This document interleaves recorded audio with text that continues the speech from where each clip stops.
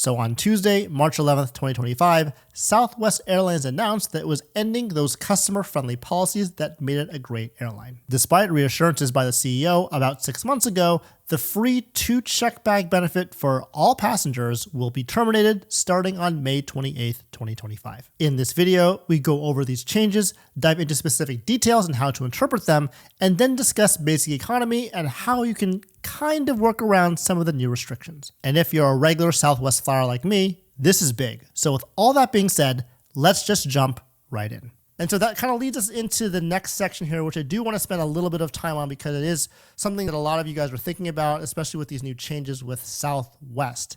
And so I did put out a community post earlier this week about the major changes. But like I said, there was an announcement back in 2024 in September, and I got this email, and I'm sure a lot of you guys did too. And I apologize that it's a little bit smaller text. So basically, it's Bob Jordan here with this video.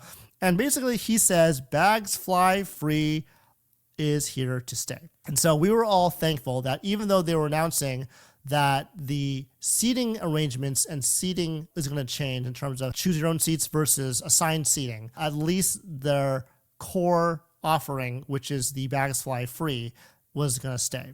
But then fast forwarded to last Tuesday on March 11th, when they actually said that they are now going to do something different with their check bags. And so basically what they're doing is they're offering 2 free check bags only to A-List Preferred and business members, 1 check bag for A-List and then credit card holders. Of course, with the credit card holders, it's going to be a thing where they charge you up front, then they refund you back again afterwards, which I think is really annoying. I guess it's good for the credit card company because they get both of those like transaction fees on both the charge and the refund. So that's kind of annoying for us, but I guess good for them. And so that's how that would go. And then they have everyone else paying for their own check bags. And so basically what they're saying is that this is over in the next couple months or so. And so they released the chart. This is a abridged version of the chart, which is fine because I think this is the part of the chart that's only what's that important. So we have the top part, which is kind of the main issue here, which is what I mentioned before. We also want to note that the wanna get away fare on the top right is gone. It's now just a basic fare. And so that is another change that I think is unfortunate. You can see that underneath check bags, the rapid rewards points, it's actually, they'll change those points too. So the wanna get away plus fare point earnings is now the same as it used to be with wanna get away. So wanna get away used to be 6x.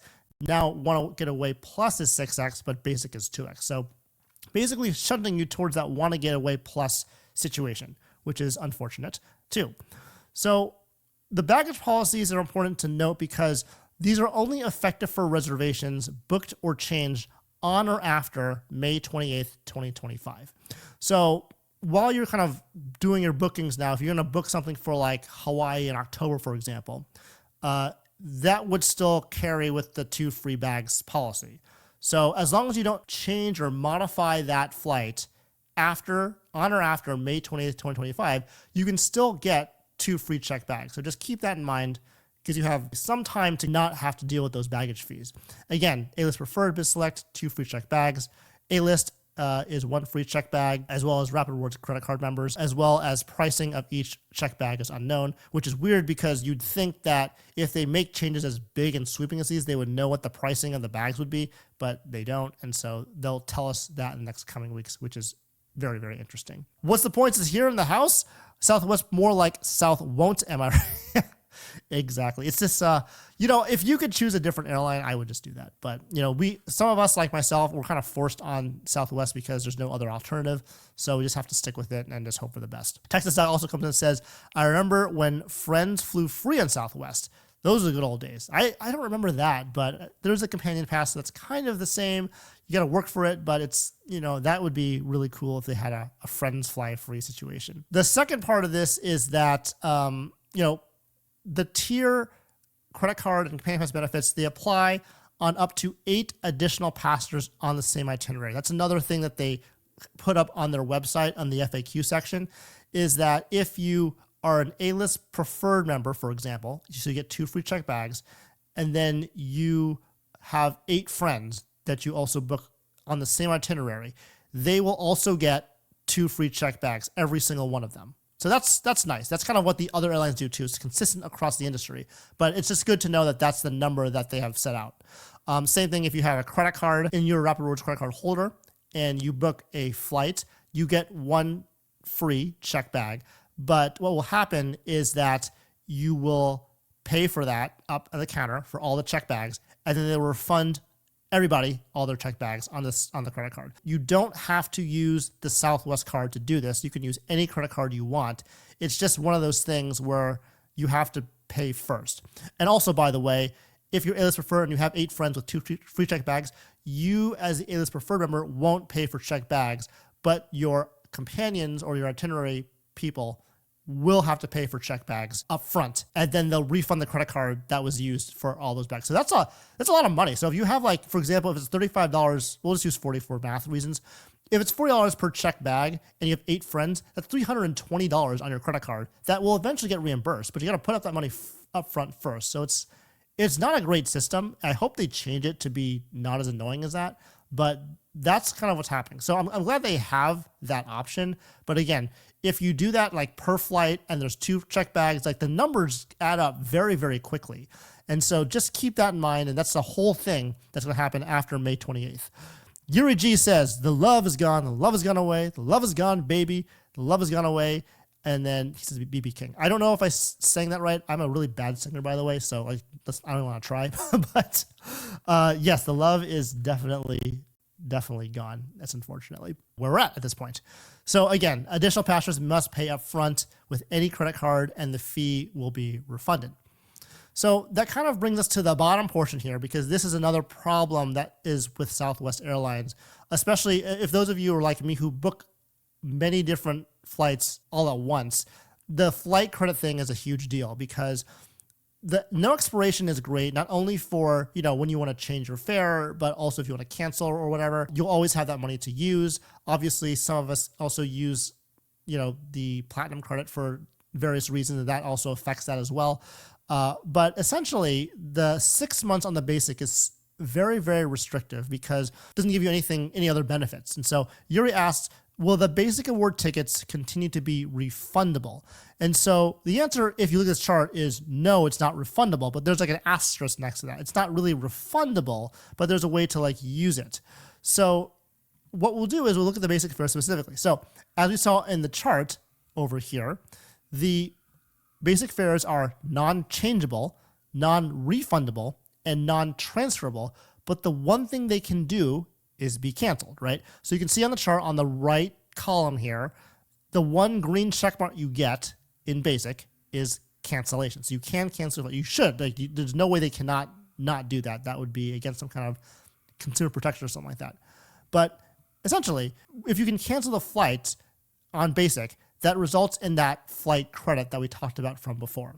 Now, it's a 6-month expiration date, which is very hard to deal with, but you still get a flight credit to apply to another Southwest flight. And so that's why we want to kind of look into this more further, because for business travelers, the biggest issue is you can't really change your flight. So if you want to, if you look at a flight and you see something cheaper, you want to change to it, you can't do that with basic fares anymore.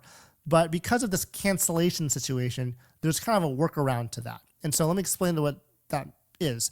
So these are what flight changes look like. This happens all the time. So you book a flight, they're like, oh, we have this sale going on. You press change flight, and then you look at the pricing chart, and you can see that your current flight looks like this, but then other flights that may not be your preferred time, but other flights are cheaper or they could be more expensive.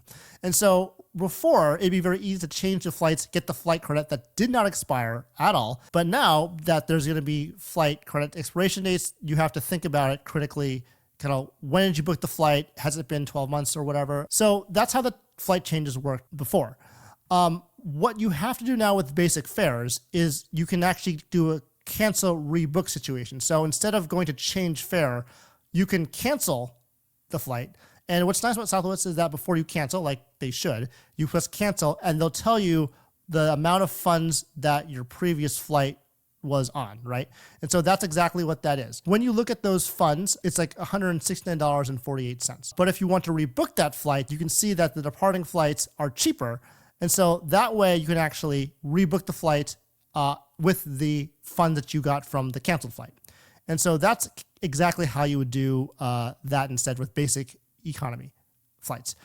It's annoying. It's not. It's kind of more of a workaround. And so that's how you would do that if you want to continue using basic fares and want to change your flight. You can't change it, but you can cancel and rebook a flight, which is technically the same as changing, but it's just more annoying to do.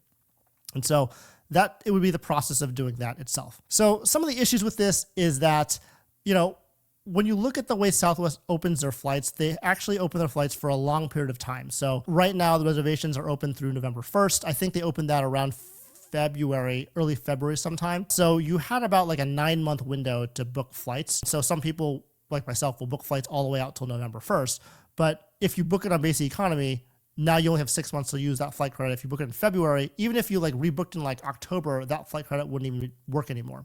So that's a huge problem. But you can also see that, like I said before, it's not a very flexible situation with this basic fare. Rodrigo Mendez says, will you still be flying with Southwest, Stan? Unfortunately, yes, I will be. I have to because the routes I fly are only on Southwest. And like I said before, it's because they have multiple versions of flights that are nonstop. There are some airlines that do fly my route, but the thing is that they only have like one flight on a certain day, or it's not convenient for when I'm flying. And so that would be the reason why I'm sticking with Southwest. Otherwise, if there was another option, I would totally do the other option for sure.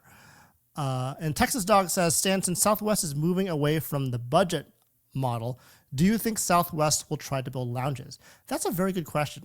I don't know if they have any lounge plans. I don't know how they're going to enter the lounge market because it's so competitive already with not only airlines having their own lounges, but also the banks too. And so because banks have their own lounges and airlines, it's like, how much space is there for lounges at this point, right? And so having a Southwest dedicated lounge is something that's interesting, which would be nice if they would to try, but I'm curious about how they would effectively do that. And so anyways, that's kind of the what's going on with Southwest now. I think the silver lining with all of this is that for tickets purchased on or before May 27th, 2025, and not change or exchange after that date, your flight credit or your transferable flight credit will not expire, right? And so if you want to do any kind of movements with your flights, I would just make sure that you do it before that May 27th date so that you have those flight credits to use in a non-expirable fashion. Which kind of brings me to my take-home points to all of this, which is I think it's important to book or modify your Southwest trips on or before Tuesday, May 27th, just so that you have those benefits where you have those free check bags and you also have flight credits that you can use that don't expire. Otherwise, after that date, you will have those things happen and then you'll be part of that new transitionary period. If you're flying basic economy, you can still cancel and rebook using flight credits. So we kind of talked about that earlier on in previous few slides. You can cancel and rebook basic economy flights like you have before. It's changing, but it's not really changing. It's just canceling and rebooking. Want to Get Away Plus is the new Want to Get Away fare class. And so if you want the similar types of benefits from before, except with the check bag situation, then you're going to want to book Want to Get Away Plus. Unfortunately, if I had a choice, I would love to choose a different airline because there's nothing that Southwest does that the legacy carriers can't do. Because Southwest's big, USP or unique selling proposition was those bags fly free. But now that they are a Greyhound bus, but they are like the legacy airlines, but they don't have lounges and they don't have first class seats. They have better seats. They're having better seats, but it's not like the other airlines, and you can't fly, to many international destinations too. I'd rather build my loyalty or build somewhere else on a different legacy carrier because Southwest doesn't distinguish itself as much anymore from those big three, American Airlines, Delta, United, those types of airlines. Dalton asks, I wonder if Southwest would team up with Bank of America and create a Bank of America lounge network and similar to Amex and Delta allow you in with a high-tier Southwest or Bank of America card with a specific ticket. That'd be an interesting partnership. I know Chase already has Southwest, so that would be probably hard to do. But yeah, that would be nice if they had the lounges to do that. I don't know if they'll have them anytime soon. As you can see with the other lounge networks, it takes years and years and years for that to build up. And so I would not even expect to see a Southwest lounge in the next 2 to 3 years. That's like if they started like today. So there's a lot going on, but it would also be nice for Bank of America to have a lounge situation, but they do have that Premium Rewards Elite card with Priority Pass that should also, by the way, still include Priority Pass restaurants, although I haven't tried that recently. So there's that. And Dalton says it could also be a way for Bank of America to start pushing some of their more premium products. So moving right along here, this is actually what I see Southwest in at this point. So Southwest is in this middle purgatory region where they want to go up into the American Airlines Delta United area, but they also have the chance to move down to the Allegiant Frontier Spirit area. And so it's kind of up to them to see where they want to go. But personally for me, I think they're going in one individual direction. So with that said, I do have this final poll here. So I want to know what your thoughts on this are as well in terms of what direction do you think Southwest is headed based on that last slide? And so I'm going to put up the banner here so you have the code. If you haven't joined already, that's how you're going to go ahead and find that particular question. Go ahead and press the like button there to make sure that I know that you're there. Again, question is, which direction do you think Southwest is headed? And so we're going to start the polling here in 3, 2, 1. Here we go. Okay, so are they going in the way of Allegiant, Frontier, and Spirit? Or are they going in the way of American, United, and Delta? And so, you know, they're starting to nickel and dime. And to be fair to Southwest, the other legacy carriers also nickel and dime with these baggage fees. But it just, for some reason, the feeling, like the people that fly Southwest, like myself, it just feels like they're being more like Allegiant, Frontier, and Spirit more than they're being like American, Delta, United. Again, it's hard because Southwest, they just can't compete with the lounge networks. They can't compete with the first class seats. They can only give you like economy plus type seating, unless they want to overhaul all of their planes. I really feel like they're more going towards the Allegiant, Frontier, Spirit direction, which is fine. I mean, you just want to, call a cat. And so that's where I think they're headed, which is unfortunate because I really do like Southwest Airlines. Pilots, all of the staff members, all the flight attendants have always been very nice. Not really, necessarily their fault. It's just, upper management and private equity that are making these decisions. And so that's kind of where we're at. And unfortunately, that means that it's less of a customer-focused airline. There's not really much love being shared anymore. It's more just a matter of how can we make our profits higher. We just happen to be a bank that flies planes. And so I think that's where we're headed, unfortunately, with Southwest.